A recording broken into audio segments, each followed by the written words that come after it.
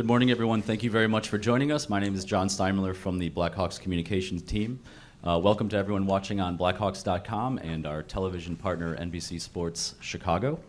We're going to start today with a few opening remarks from Kyle Davidson. That will be followed by a few opening remarks from head coach Luke Richardson. And then we will take questions from the audience. Please find either Will or myself and state your name and affiliation, and we will get to you.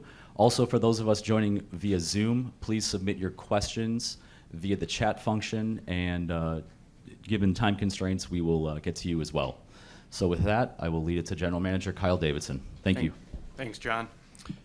Thank you to everyone for joining us today on what is a historic day for the Chicago Blackhawks organization as we formally introduce Luke Richardson as the 40th head coach in Chicago Blackhawks history.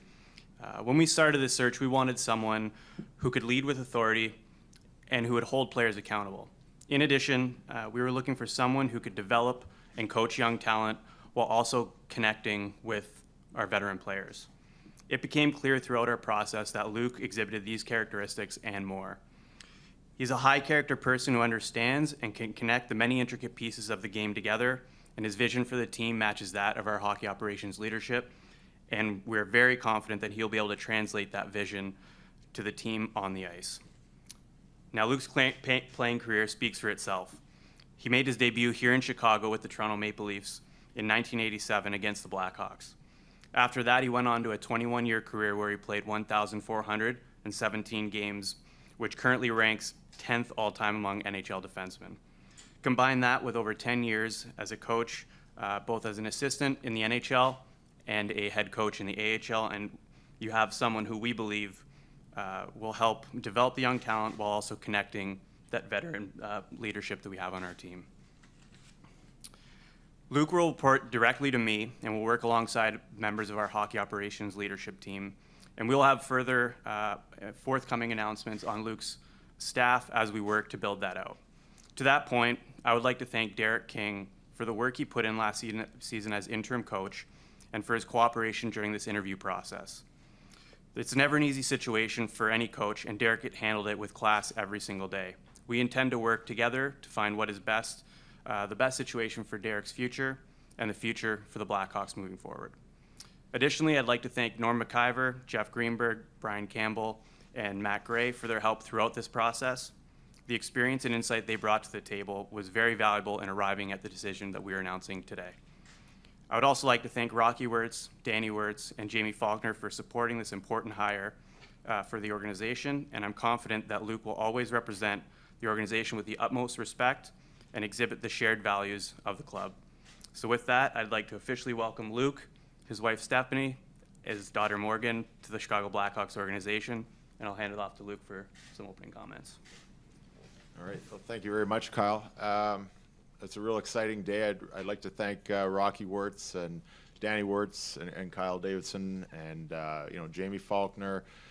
Through the process of that I've gone through the last few weeks, Norm McIver and Jeff and Brian made me feel so comfortable to be myself and to express what I think I can bring to the organization. So thank you all for that, as well as the media, for everybody being here today and being a part of this. It's an exciting day. And most of all, I'd like to thank the city of Chicago. Right from my day one in my NHL career, it was such an exciting place to be. And I'm so happy to be on this side of it for a change. It's a very intimidating place to come play against. So I think we'll use that in our favor to intimidate the other teams, and I know what it feels like.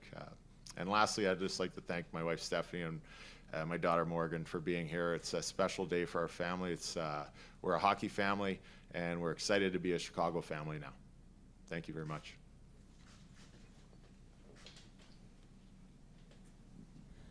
Luke, Tracy Myers, NHL.com. First of all, congratulations. Just wanted to ask you if you could kind of walk us through the process when you first started talking with the Blackhawks and when you guys kind of got to that point where you realized, okay, this could work. Yeah, I think I got a call from Kent Hughes, the manager in Montreal, saying that Chicago had asked permission to speak with me, and very excited. I've been waiting for this opportunity, so I heard from Kyle, and we made arrangements for me to fly in a few weeks ago. So I was here a few weeks ago for our first interview, and I got out of the interview, I think it was like 4.5 hours or something, but it didn't seem that long. It just seemed, like I said before, like the group made me feel very comfortable in there, just talking hockey, talking the organization here, my philosophies, and we went through a little bit of video analysis and how I would deal with it, and going forward, I felt it went really well. But I guess when you go home, you don't really know how it felt on the other side. So it was typical interview process, and then I got a call from Kyle that the group would like me to come back. So I came back about a week ago. And he said, we're going to keep it just casual, and we're going to, maybe get in a little more depth into some of the areas that we first hit. And, same thing. I thought it went very well again. And that evening we had booked dinner, and I'm like, well, I'm not sure that's normal in an interview process, but I thought it was very smart. We went out and we actually watched a game in the Stanley Cup Finals. And I think it was probably great for them to see and have discussions about certain situations on the ice, and how what I thought and how you deal with it. And I thought it went great again. So I felt very comfortable and confident on how things went. And Kyle said, I think we're going to meet one more time tomorrow morning. So I walked back to the hotel thinking, well, that's got to be good.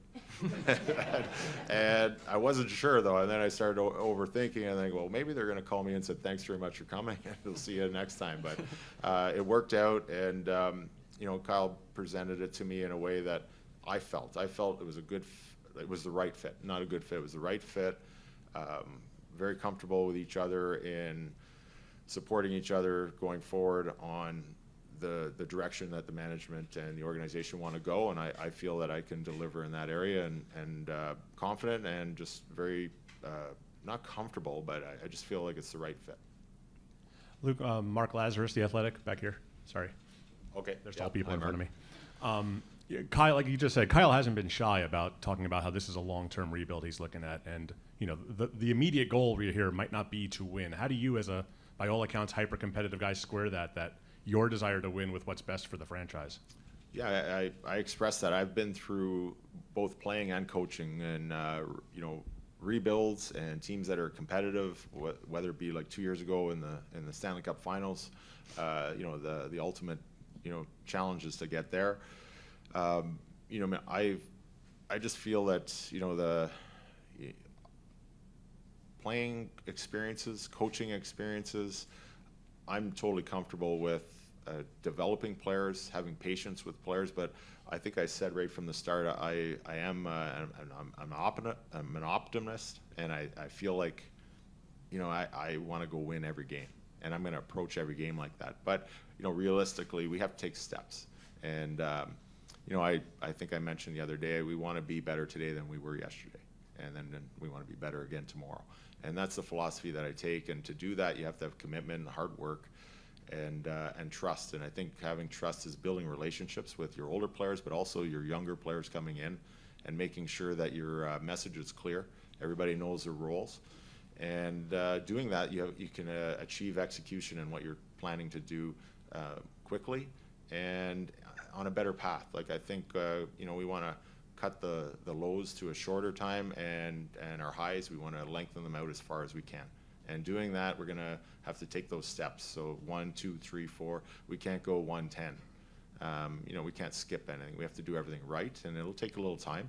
I'm not sure how much time, but that's exciting. I like a challenge, and I'm ready for it. Luke, Scott Powers from The Athletic. I guess you've been a head coach before, but obviously been an AHL coach, probably having to work under other people's on-ice philosophies. Can you talk about your own, I guess, how you think about the game, and maybe who's influenced that, and what you see this, I guess how you see this going forward? Yeah, I think probably most coaches, and especially if you've played, there's a lot of coaches that you've had over the years that you take a little bit from everybody.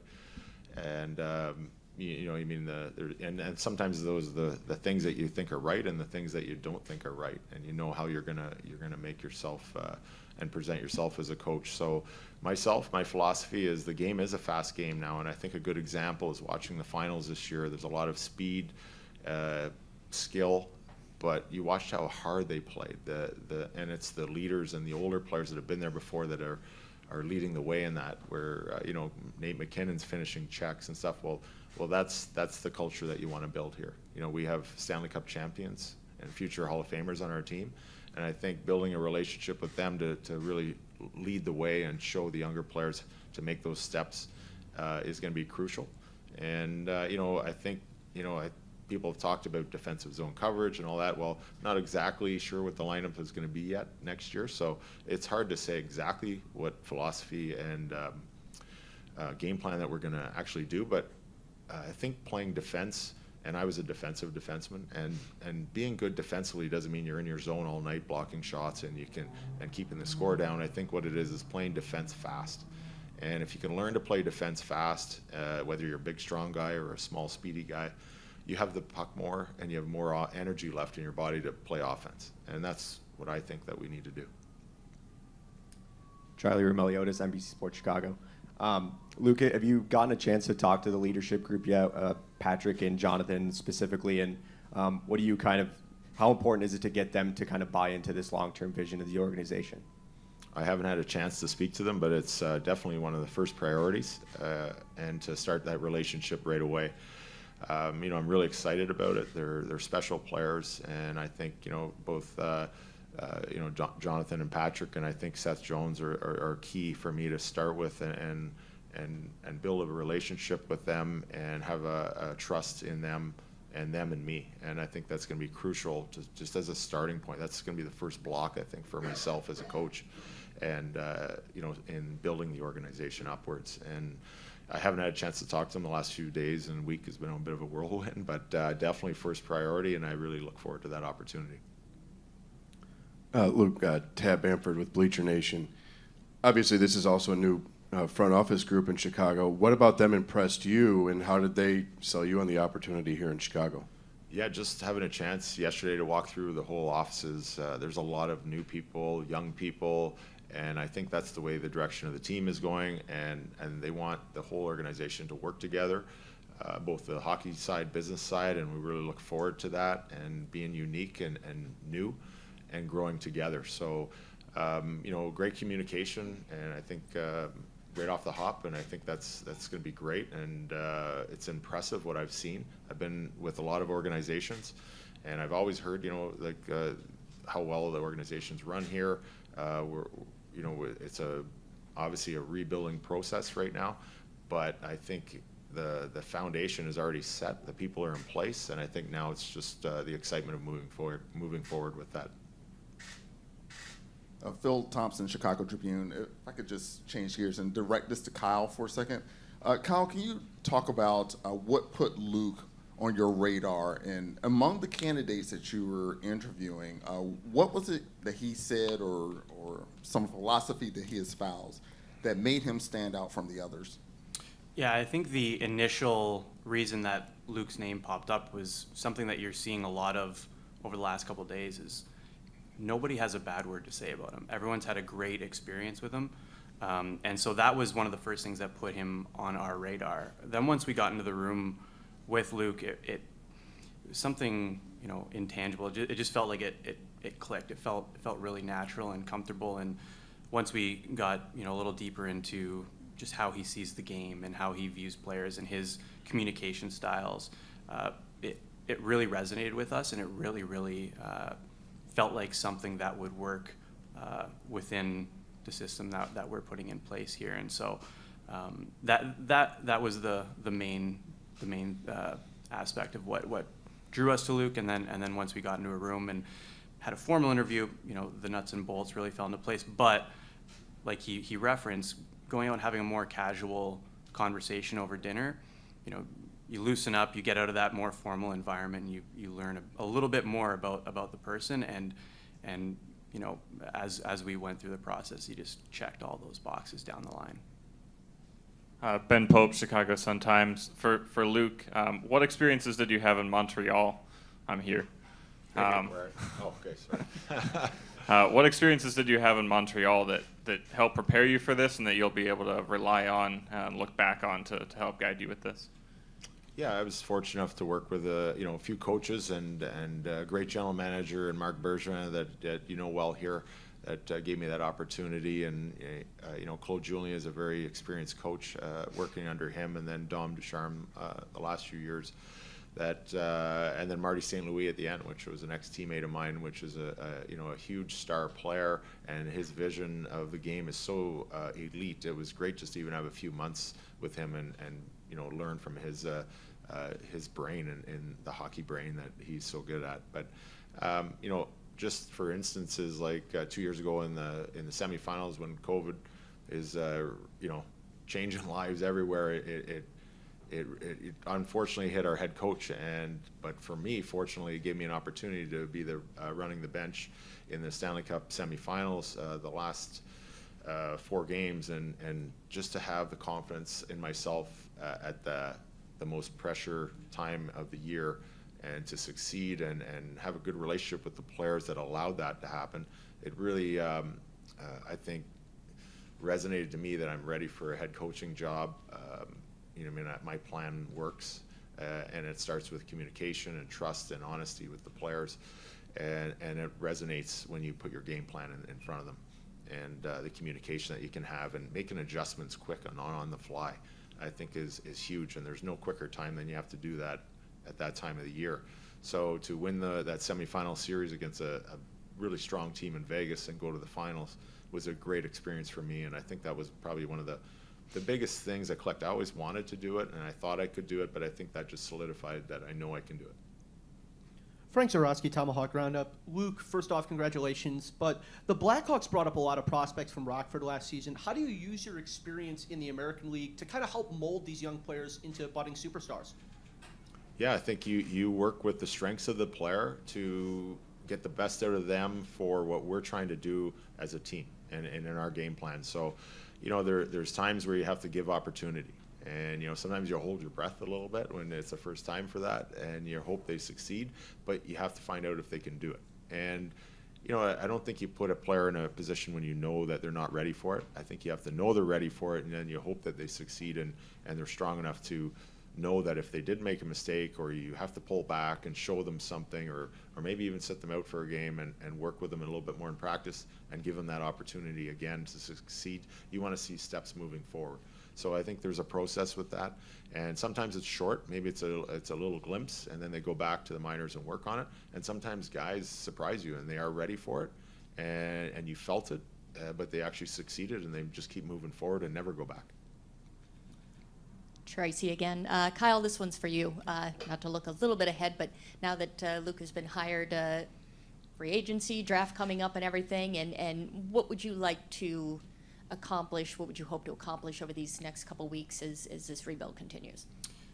Yeah, I think we haven't, and I haven't been shy about professing my willingness to acquire some future assets. I think that's something that we'll look to do, but not looking to force anything, and just going to kind of take what comes our way and evaluate it on a case-by-case basis. But we've got some ideas and some thoughts as we head to Montreal next week. But until we have more concrete discussions with teams, we'll see where that goes. Kyle, piggybacking off of that, there's obviously been a lot of talk around the league about Alex DeBrincat's availability. I know you won't get into specifics with that, but are you just open for business here? I mean, anyone with not a no movement clause, are there untouchables on this team, I guess is the trite question. Yeah, there are some players that are untouchable based on their contractual status, and so that's something that those players have earned, and we will hold true to that. But we're in a position where we are listening, and I think it would be unwise to do anything but.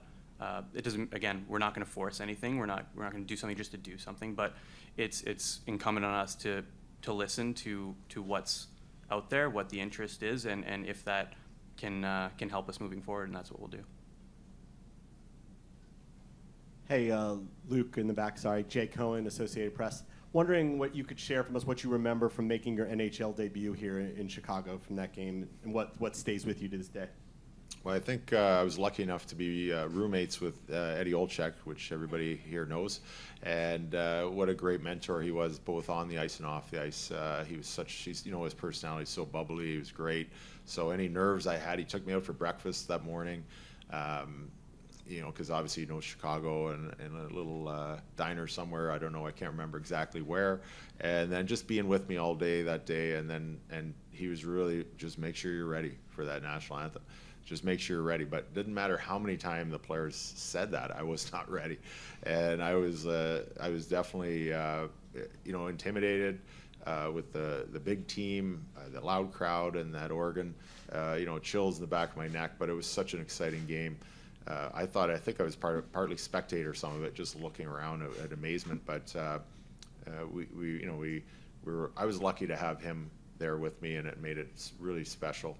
And that today, every time I come, even in the United Center, I have that feeling. When I come in there, I have that feeling. It brings me back to 1987, and like I said, I just can't wait to be on the other bench finally to feel that, not intimidation, but now it's an actual advantage for our side.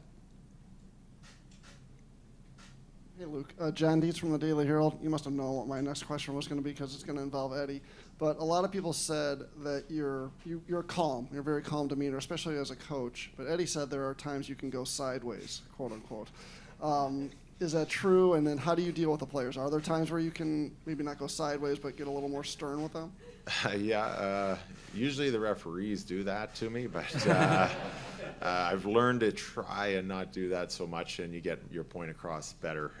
And same with players. I think you're not saving those times for calculated moments. I think you just know when there is a moment where you have to be a little bit more forceful as a coach and let them know that it's not okay, and you really have to let them know and make them understand.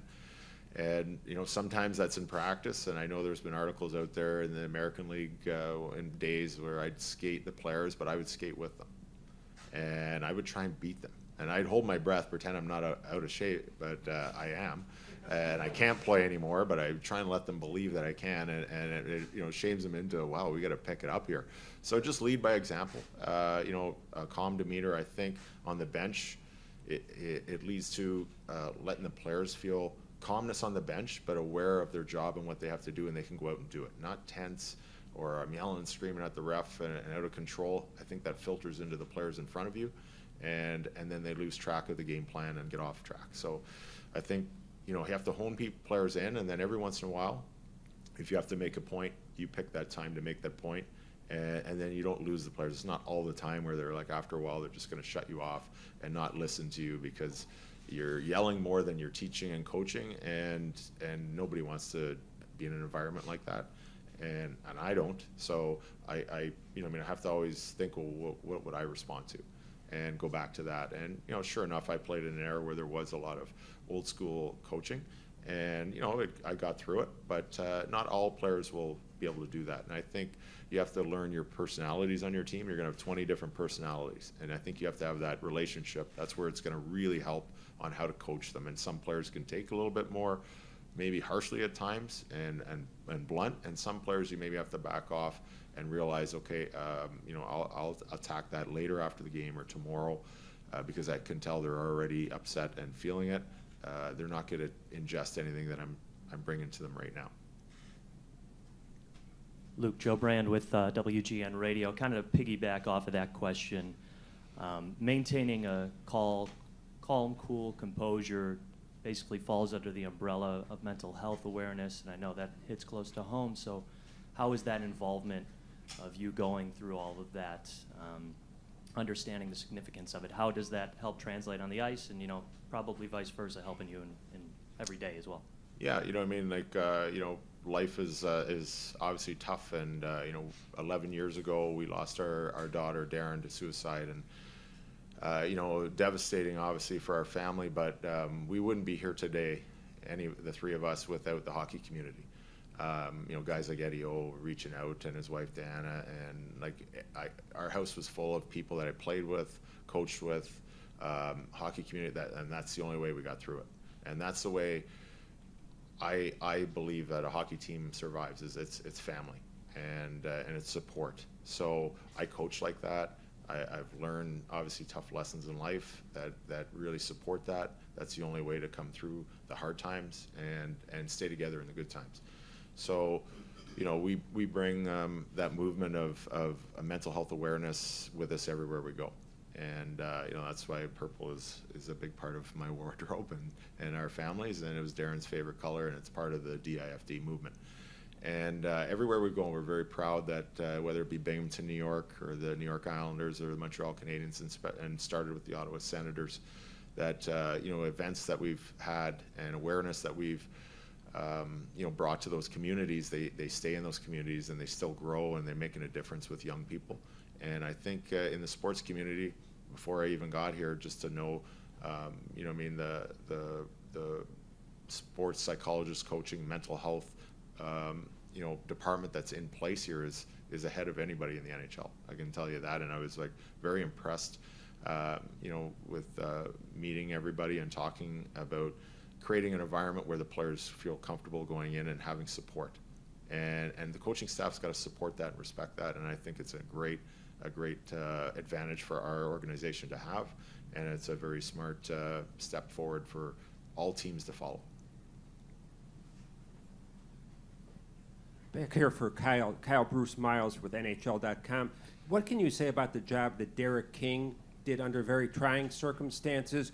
Was he a serious candidate for the job, and is there a place for him in the organization going forward? Yeah, I think as I alluded to in the opening statement, Derek was put into a pretty tough spot this year. It was a lot going on around the team. The success on the ice just wasn't there, and so it was a tough spot for Derek to step into into his first foray as a head coach in the NHL. And so we thought he did excellent. He really helped calm things down and solidify things in the locker room. And he was a serious candidate. And Derek's someone that we really appreciate and we really value. And so I think there's going to be a process moving forward where we do try and keep Derek in the fold, because we're looking to bring high character people into the organization, and Derek is that. And so it's going to be a discussion as we head into the summer, but we're hopeful that something will be there for him. Mario Terabasi, Certainly feel it in the national anthem, like I mentioned, and to describe the style that I want our team to play is just that.